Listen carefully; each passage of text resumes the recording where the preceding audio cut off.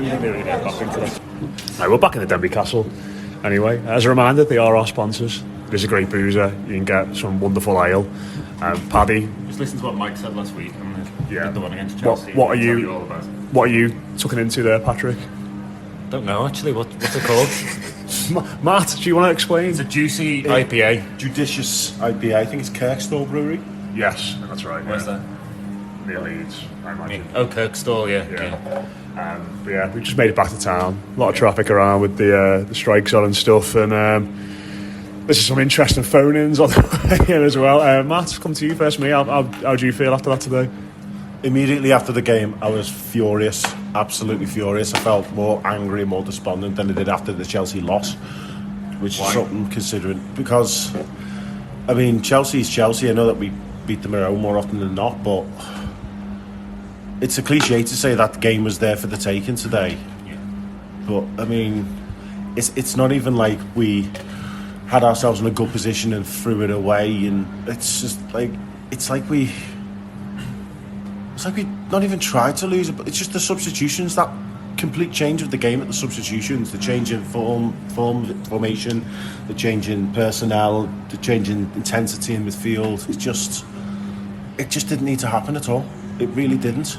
And yeah, I just left that ground just wanting to punch the wall. It just didn't need to happen. I feel like talking about it again's getting you riled up again. I have to calm it down a little bit. But we were in the ground there, Paddy, and we stood about Anthony Gordon as it was happening. How it felt like he lingered certainly when other players sort of came off. And there's going to be a lot of focus on him. We were just listening to a phone in there, and people were saying he played like his head was elsewhere today. And I think that is unfair, isn't it? It's unfair because I think the one thing that we saw from him today was work rate and endeavour. I actually think I probably said this to you at the time, Matt, that from the point at which Everton went 1-0 down, to me, 2 or 3 players were visibly trying to get that team going again. One of them was Anthony Gordon, the other one was Demarai Gray, and then the third one, as we've come to expect now, was Iwobi in central midfield. And for my money, Iwobi was probably Everton's best player again. Davis alongside him had a pretty decent game, and I wouldn't have taken him off, to be honest. I think the substitutions that Lampard made coincided with Forest's best spell in the game, and then their goal. Lost a bit of structure, not only in central midfield but also further forward as well. But in terms of Gordon, I think it's the Gordon we've come to expect. The one that is so full of promise, so brimming with promise, pacey, direct, really good out of possession in terms of winning back the ball, and he did that on several occasions. So I think, as we heard on the phone in after the game, to accuse him of having his head elsewhere, I think is really unfair. It's a gross injustice, and I don't think that's right. What we did see was him getting into the same dangerous positions but not being able to finish chances or pick out the final pass, and that's the final step for Anthony Gordon. He would acknowledge that himself. He would acknowledge that if you look back at his body of work last season, 4 goals and 2 assists as it was, is not going to take you on to the next stage, which is either a move to, let's say, for example, a Chelsea or playing for England and gaining full honours. Those numbers don't carry enough weight. So he knows that he needs to work on that. But it was a performance, I thought, where he gave every last ounce. And the reason for Everton drawing 1-1 is not because Anthony Gordon supposedly didn't try or has got his head elsewhere. There were a multitude of reasons, by the way. One of them is the lack of planning, as we discussed earlier, with regards to the striking options. I think the other is ceding momentum after the substitutions and allowing Forest to get a foothold in the game when they're a poor team. They should never have had a foothold in that game at all. And the third one, I think, and we were saying this at the time, was Everton actually looked quite lively for the first 15-20 minutes, I'd say, but never again really looked like scoring. There's just this general sense, I think, and we could see this from Forest, almost kind of visibly growing in stature, that sides work out after a while that Everton can't really hurt them too much and they're not going to do too much, and then that just gives them a second lease of life. It pushes them on. They know they're going to have a moment in the game, and if they have one moment, they're going to get at least a draw. If they have 2 moments, they're going to win, as we've seen in previous matches. So it feels like we're kind of going around in circles with this. That's 270 minutes of football where a lot of the patterns are the same, a lot of the things that happened are the same. I think the only difference here was against Villa, Lampard's substitutions had a positive impact and pushed Everton on. I think against Forest today probably had a bit of a detrimental effect. Although I suppose we have to point out that the goal comes from Gordon and Gray kind of making a few runs in behind and getting in over the top. That goal doesn't happen if Solomon Rondon's up front, so you have to give Lampard, I suppose, some credit for that. But no, it was a frustrating day. I think an immensely frustrating day, because I think there's just a general sense that Everton needs to get 3 points on the board today with some of those games to come. Yeah, I agree with you that people are being totally unfair to Gordon. So towards the end of the game, I was thinking about... I thought it was one of his poorer games in comparison to what we've seen in his past, 20, say, league games stretching back into last season. So because of that, I didn't really want to talk about his performance too much, because I felt like I might suffer some kind of confirmation bias. Do you know what I mean? It seems like a lot of minds were made up before a ball was even kicked today. I don't think his head has been turned. I thought there were moments where he did seem not distracted, but not totally sharp, not reacting as quickly as we've seen him before. Ball's coming over the top and he's not even in the wrong position. He's just not even seeing the ball going. Rondon. No, Gordon. But I think he's always had that in his game, hasn't he? Yes, but I think if he was off the gas a bit today, I don't think it's because he's had his head turned. I don't think it's because he's got one foot out the door, anything like that. If it's anything, I think it might have been weighing on his mind that if he did make mistakes, as all footballers do, the crowd might turn on him and go, oh, here we go, look, and I just felt he was a bit sheepish in the game because of that. I think that's all it was, really. Like you said, when he was involved in the plays and stuff, yeah, he was there, he threw himself in. There was a couple of tackles where he might have bottled it a little bit, and I screamed at him for it, but I think he got a card early on as well, don't forget, which I think probably stopped him from bringing himself into. Aren't we just describing what we've seen from Anthony Gordon now over 12 months? Possibly, yeah. So? Yeah, you might be right. The same positives, the same negatives. Yeah. How far in was the yellow? About 20 minutes, I think, wasn't it? 20 minutes, right. I was going to say, because I missed the first 13 minutes because I got to the ground at about 7 minutes to 3. I know, a bit too late. And the queue was all the way past the statue for the Gladys Street. It was absolutely ridiculous, and I didn't get to be seen till 12, 13 minutes in, so anything that happened in that first bit, I've got no analysis for probably it. the best we played in the game those first 15 minutes. I did actually have he was good in those. I think he was one of the key catalysts in that kind of first 10, 15 minutes, wasn't he, Gordon? He had a few playing on the right hand side, playing on the right hand side. Now obviously he's going to be better there than he was in the central striking role against both Chelsea and Villa, so we saw him improve there.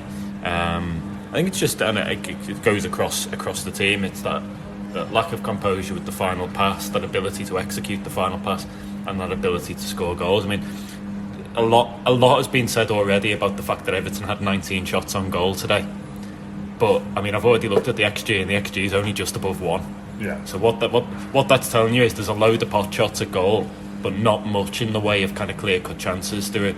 What would the XG have been for Gray's goal?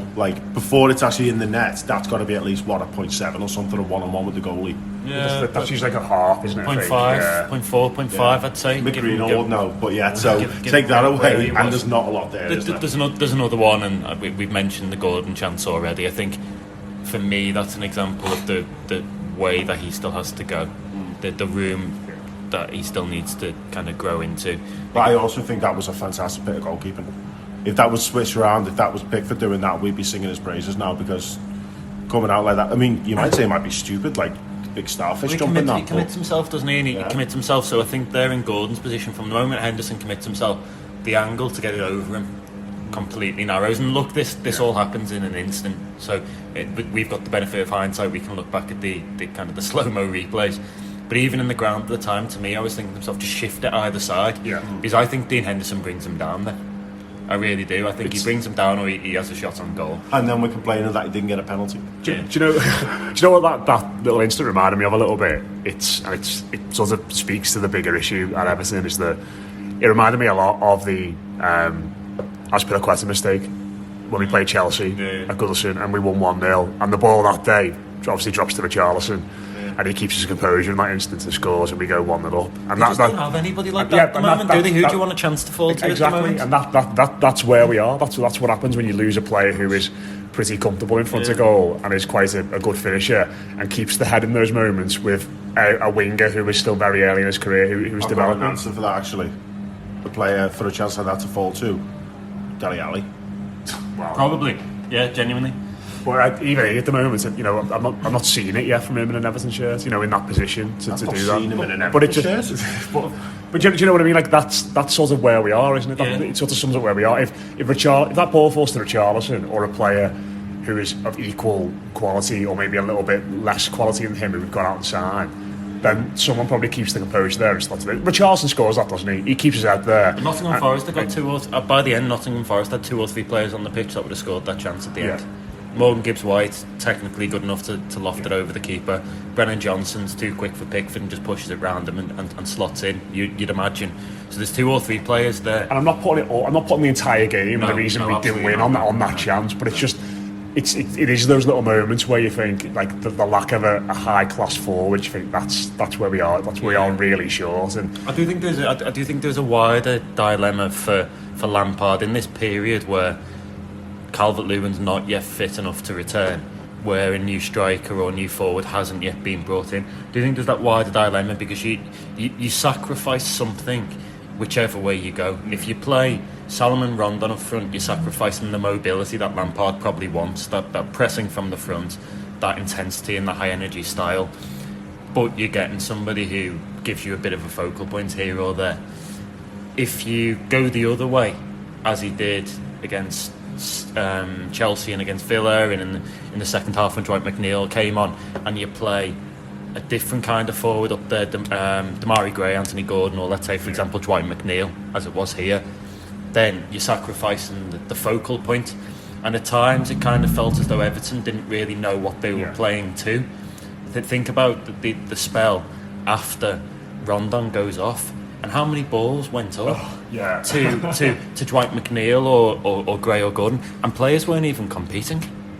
And it's just like tactically you're kind of all at sea there. You don't really know what's happening. So I think that's the issue for Lampard. He's going to have to sacrifice something in this period. Does he sacrifice the focal point or does he sacrifice the legs? And neither option is kind of particularly pleasant at the moment. Neither option gets Everton where they need to be, which brings us back around to the main thing here. And the main thing here is until Everton get some goal scorers and get some cutting edge at the top end of the pitch, they are susceptible to these kind of days, and we've already had 3 of them. Just a couple of players I want to speak about before we finish off. Dwight McNeil, Matt, rough for him today, wasn't it? Coming on and playing up front.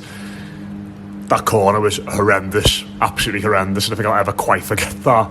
And he just seemed to sink a little bit when things got a little bit tough. And obviously we're not going to sit here and make a judgment on this lad by any means. 3 games into his Everton career, but he already looks like somebody who's going to need confidence and backing, and it doesn't look like it's going to be the kind of season where we're necessarily going to get there. No, it won't be. I mean, my feelings on the signing are a matter of public record on Twitter and that, but bringing him on in that situation and that, it was a thankless task. It really was. And if Alex Iwobi can become the player that we've seen for the past 3 games, then he can turn it around. Dwight McNeil as well. He's not played a minute yet, I think I'm right saying this, in his Everton career with a centre forward on the pitch next week. That's but that's completely true. So once we got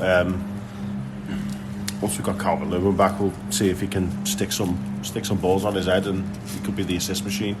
But I think right now you can't make judgments, can you? Because it's just a thankless task.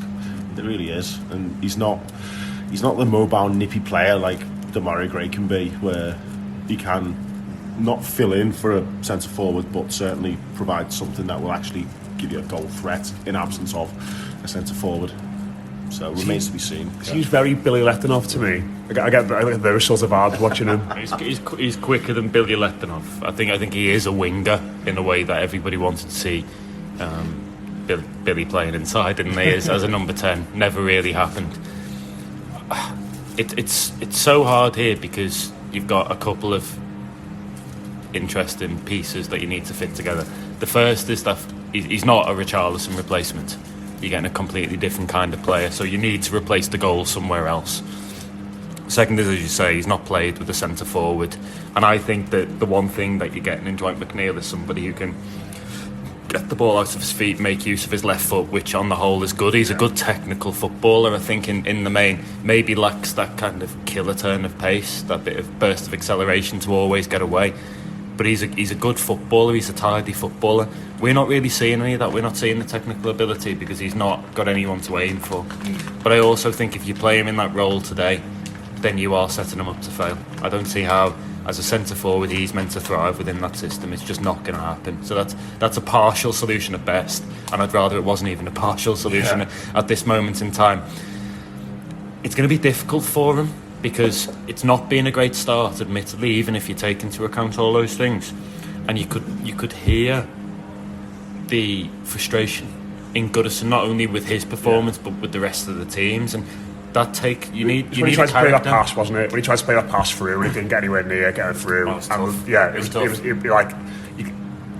was sort of like a visceral anxiety and anger, wasn't it? Well, you need to be a tough character to battle through that.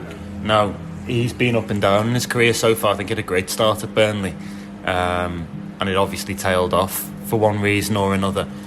But he's going to have to show a lot of self-confidence. He's going to have to show a lot of belief. He's going to have to push through this, and then hopefully, combined with the other changes tactically in the team, we might start to see something from him. I just think you can't write anybody off at this stage. Absolutely can't. Oh, yeah. And not within this system and this setup. I think that would be really unfair. And finally, Onana. I don't want that lad anywhere near our own goal when he's on the ball, because as much as he's positive and he's great cheerleader at the Gladys Street, his touch and his determination seeming to do something positive every time he gets on the ball does scare me a little bit, Matt. Yeah, he's a bit galoot. But one thing I say about Onana is I thought the decision to book him for that first foul was just pathetic, because he's gone over and he's obviously his hands have caught the guy's legs. I don't think he's rugby tackled him or nothing like that, but he's a young kid, home debut, new to the Premier League, and you've got a very experienced referee there. The referee can't come into his thinking though, should it? If he thinks there's a yellow card. The fact he's a young player should make a difference. If it doesn't come into the thinking, why do we see referees giving players warnings? Next one I'm booking you. I mean, it happens, but it shouldn't. But it does, that's the thing. So why in this instance, as you just gone straight away, within seconds of being on the pitch, gone yellow card? As a defensive midfielder now, you're basically half the player because you're on a yellow card. And then straight after that, up our end, I think it was it Damari Gray, gets taken down as he's about to break away on the wing. Yeah. Free kick, no yellow card. There wasn't much consistency in the refereeing throughout. I thought there were a few bizarre decisions. We very nearly had another situation, a rerun of last week, where he comes on and pretty soon after gives the ball away in a dangerous part of the pitch, and the opposition breaks forward, and thankfully they didn't score on this occasion, but that could have happened. And I think that shows, obviously, he's a young lad, he's raw, he is going to make mistakes, and maybe we're seeing a little bit of hesitancy from Lampard in terms of putting him in. I'm not entirely sure, by the way, that you want him in just a 2. And I think if you play him alongside somebody else, that other player's going to have to be really positionally disciplined and talk him through the game, and probably kind of sit in that space when the mistakes are made and mop things up for a while. It's kind of a babysitting kind of job, isn't it? So what you're saying is we need a number 6. We need an elder statesman centre midfielder, possibly of similar descent, who maybe knows the club and can guide him through his early stages. But they need somebody. I don't think Gone is that player either. But I don't want to go down into that rabbit hole. But not totally. Maybe that's the thinking behind the signing. I don't know, but I mean that's the one positive I can put a spin on that particular link. Is that he will be a good. He's going to be a project. You can see that there are concerted strengths in his game. That there are going to be real plus points. But there are going to be errors along the way as well, and this is not an easy environment in which to come in because of the feeling around the club, the way things have gone on the pitch so far. I said to you, Matt, I'd almost have preferred Davis to have stayed on even with the yellow card. a system change and Onana and Iwobi pushing on a little bit more, because I think then that gives Onana a bit more scope, a bit more freedom than he actually had. I wouldn't have taken Davis off it, I really wouldn't, because I actually think he was one of the better players on the pitch, and he kept things ticking over, but he was a presence in those areas in front of the defence. I think that was a mistake. Right as well, because you just have to look at the two best teams in this country to see that you can play a front three without a natural target man centre forward if you've got three midfielders behind them. Like, that's they're not technically good players. I know you have to be technically good players, but like what you said, leaving Davis on, bringing Onana on, taking off one of the defenders, so just simple 4-3-3, it might have worked better. I think that false nine role, above all, for me, even if you take away the technical elements or the physical elements, I think the one thing it does really require is intelligence. I think positional intelligence, the idea of when to drop in, when to take the defenders away.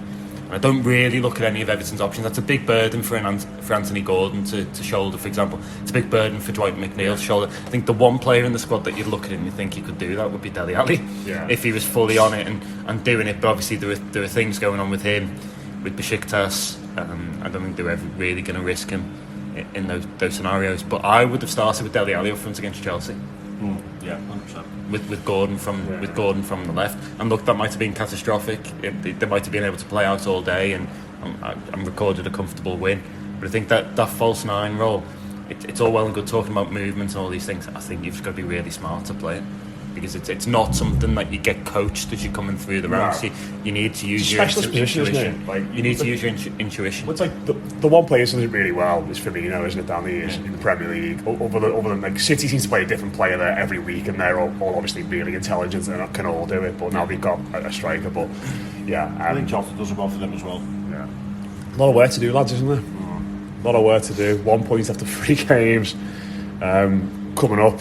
Hey, we stopped the rot. Coming up.